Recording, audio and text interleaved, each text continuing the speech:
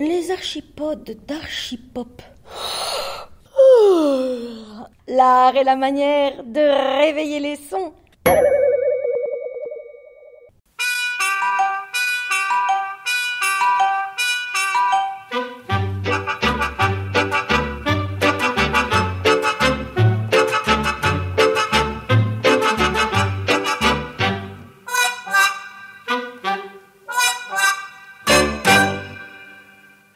La Chicorée-Leroux ou le jeu des 7 familles. Voyage sonore dans l'entreprise, archives et mémoire vivante.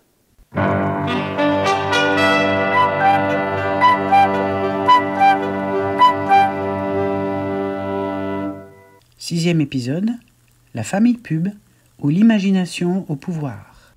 Dans la famille de la Chicorée-Leroux, je demande le fils. Lequel ? Dominique. Je ne l'ai pas. Marc alors. Non plus. Tu as forcément l'un ou l'autre dans ton jeu. J'ai même les deux, mais je ne peux pas te les donner. Ils sont jumeaux et inséparables. Et puis, je les garde précieusement, ce sont des vedettes. Ah bon ? Des stars de la télévision, si tu préfères. Je n'ai pas la télévision.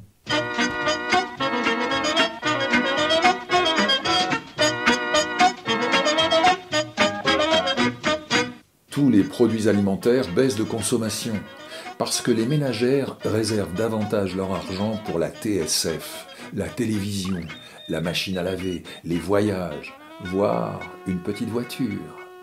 Ainsi parlait Alain Leroux en novembre 1963. Ce serait le moment de faire de la publicité, ce qui est fait à la télévision. Les publicitaires de Paris eux-mêmes disent que la publicité pour la Chicorée est dans son ensemble celle qui a le plus de valeur. La Chicorée ? C'est la santé ! Le syndicat des fabricants de Chicorée, Martine Bataille, 43 ans dans l'entreprise Leroux, faisait de la pub Chicorée collective. C'est pour ça que sur les publicités Marc et Dominique, on ne voyait jamais la marque Leroux apparaître. C'était Chicorée collective. On ne citait pas de marque, mais en fait, comme c'était Leroux, la marque la plus importante en France, c'était indirectement de la pub pour la Chicorée-Leroux. 1965, la télévision s'invite dans les foyers. Debout les enfants, c'est l'heure. Et avec elle, Marc et Dominique, candidats à l'adoption dans chaque famille de France. Ils ne font rien l'un sans l'autre. Le matin, ils ont du mal à se réveiller et à se mettre en route. Mais leur maman leur a préparé de la chicorée avec du lait. Marc et Dominique sont les héros d'un feuilleton télévisé au générique très reconnaissable. Dans le décor d'une cuisine moderne, ils prennent leur goûter ou leur petit déjeuner avec leurs parents ou réalisent seuls différentes recettes de chicorée, d'une simplicité forcément enfantine. La chicorée, c'est la santé. On marche avec eux sur le chemin de l'école, on les voit jouer de leur gémellité pour quelques blagues ou bêtises, sans gravité. Comme avec le personnage de Martine, dans des albums jeunesse à la même époque, on suit leurs aventures très ordinaires. Marc et Dominique vont à la pêche, Marc et Dominique font de la peinture, Marc et Dominique font leurs devoirs. Marc et Dominique partent en vacances, visitent Paris et tous les lieux emblématiques de la capitale.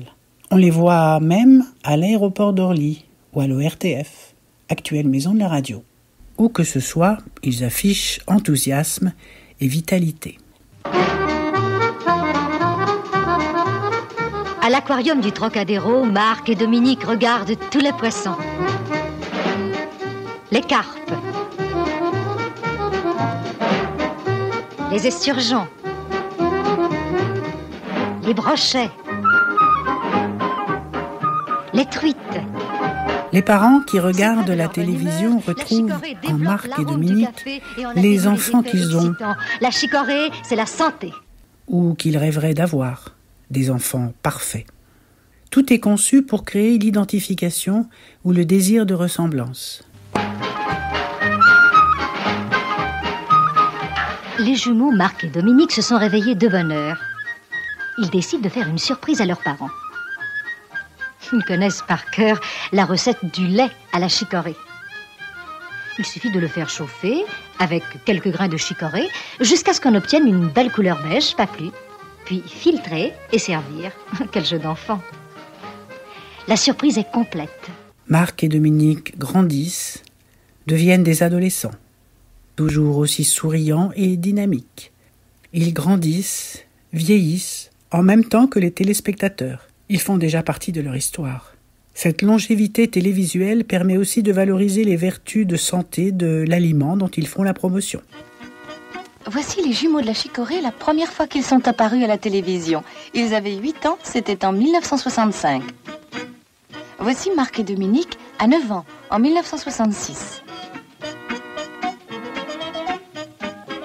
Les voici à 11 ans, en 1968. Voyez leur bonne mine, leur dynamisme, leur plaisir de vivre. Les voici à 13 ans, en 1970, puis en 1971. Et ils ont bien changé. Quels beaux enfants que voilà. Marc et Dominique, d'année en année, deviennent des vedettes. Marc et Dominique, la télévision, les jumeaux de la Chicorée. On les reconnaît, et cette notoriété va de pair avec celle du produit. On les filme dans toutes sortes de décors, la campagne, la ville, l'arrêt du bus, le marché, le supermarché. Tout est dialogué. C'est l'art du publi-reportage, mis en scène avec des publics différents qui les interpellent. Oui, ça va, c'est la grande forme. La grande forme Chicorée, quoi. Même un groupe de jeunes costumés en hippie, jouant de la musique sur un quai de Seine. Nous sommes bien dans les années 70. Même pas peur de mettre en scène des gens qui prônent la contre-culture et le rejet de la société de consommation. Il faut montrer que la chicorée n'est pas une denrée du temps passé, qu'elle aussi est entrée dans la modernité. Tiens, mais c'est Marc et Dominique, les jumeaux de la Chicorée. Ah oui.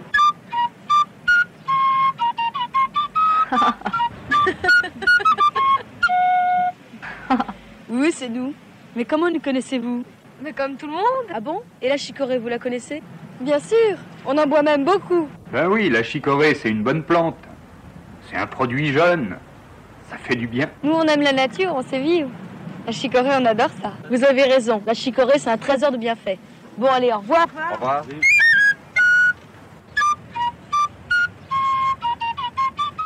La saga de Marc et Dominique restera sans doute un exemple de créativité et de longévité dans l'histoire de la publicité.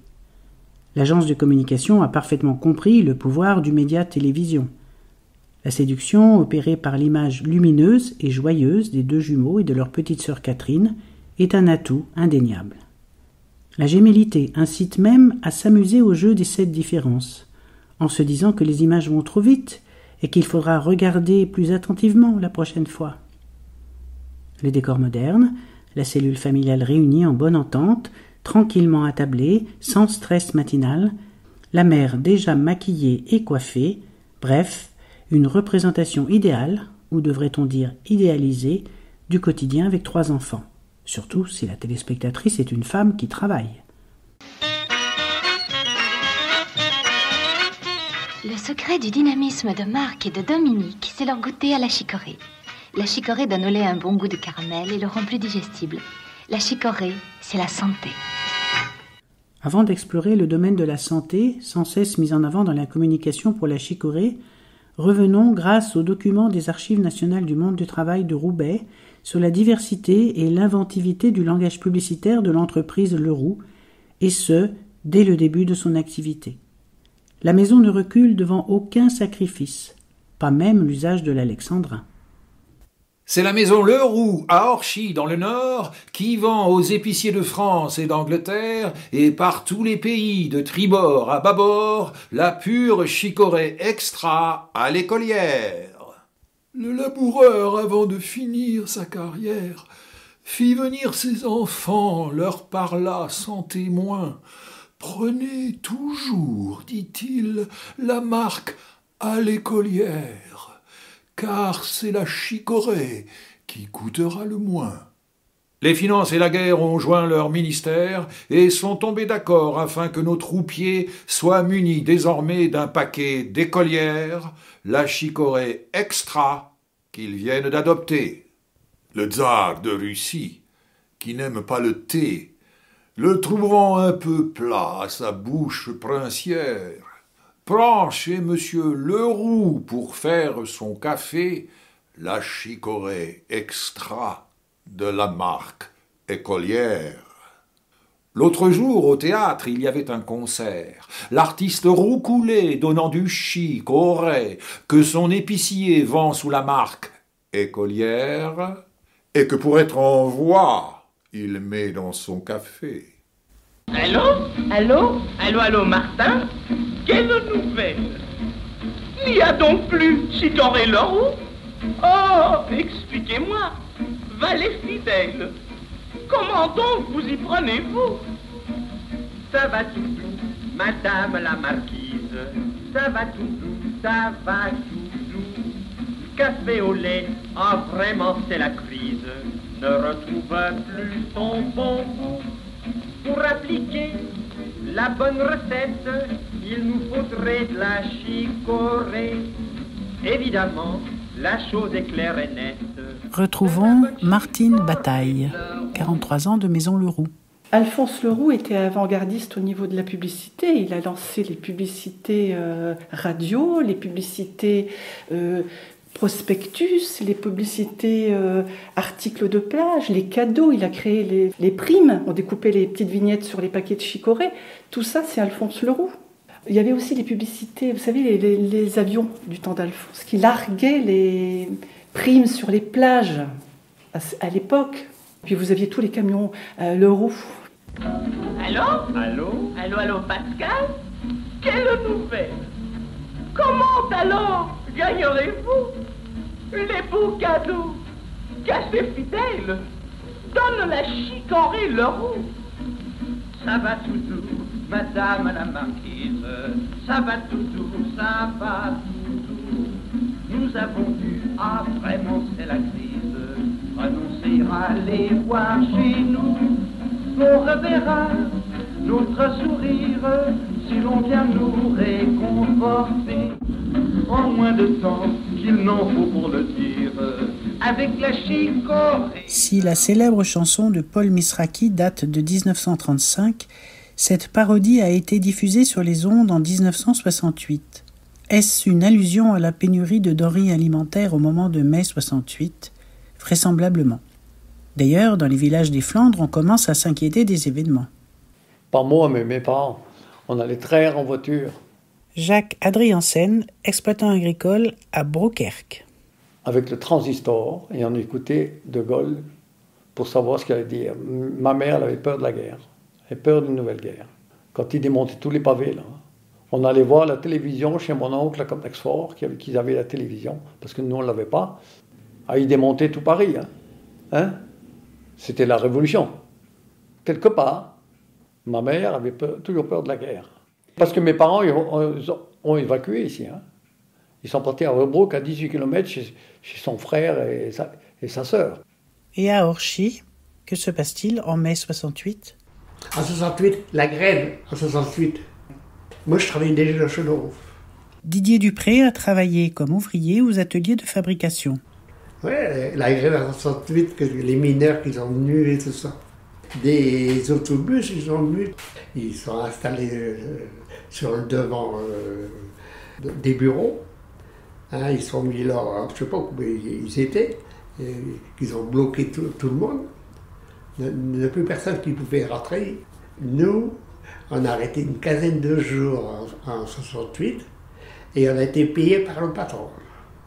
Et les jours qu'on n'a pas travaillé, le patron nous a tout payé, à condition qu'on reprenait notre travail.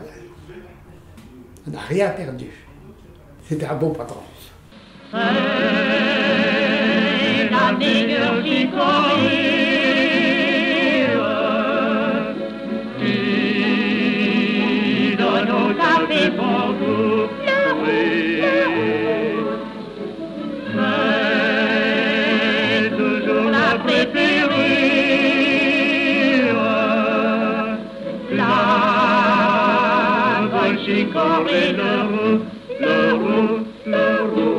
Dans son bureau d'Orchy, Alain Leroux s'interrogeait.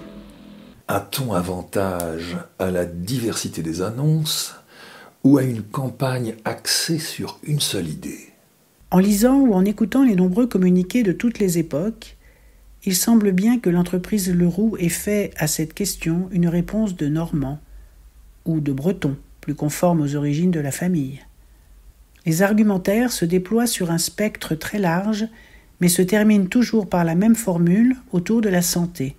Martine Bataille nous a confié que l'entreprise s'est vue refuser le slogan à la rime pourtant riche « Le roux, c'est fou », déjà utilisé par une marque de boissons à bulles. Terminons sur une perle trouvée dans un document des archives de Roubaix. Votre radiateur automobile doit être détartré tous les 6 mois. Faites bouillir 2 bonnes cuillères à soupe de chicorée dans la valeur de 2 bols d'eau.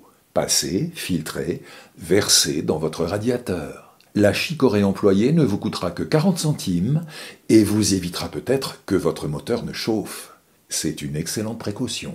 Mais le slogan « Mettez de la chicorée dans votre moteur » aurait eu aussi de la concurrence.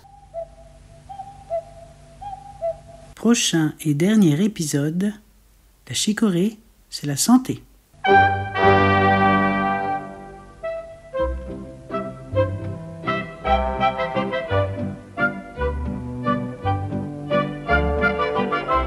La chicorée Leroux ou le jeu des 7 familles. Écriture et réalisation, Rosine Lefebvre. Production, Archipop. Traitement des archives, Charlène Auvinet.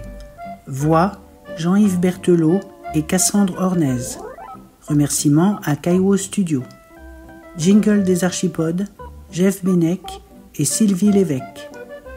Avec la participation pour ce 6e épisode de Jacques-Adrien Sen et Didier Dupré, en partenariat avec les Archives nationales du monde du travail de Roubaix et Procitec. Cette série a été produite avec le soutien de la Direction régionale des affaires culturelles des Hauts-de-France, du Conseil régional des Hauts-de-France et de l'entreprise Leroux.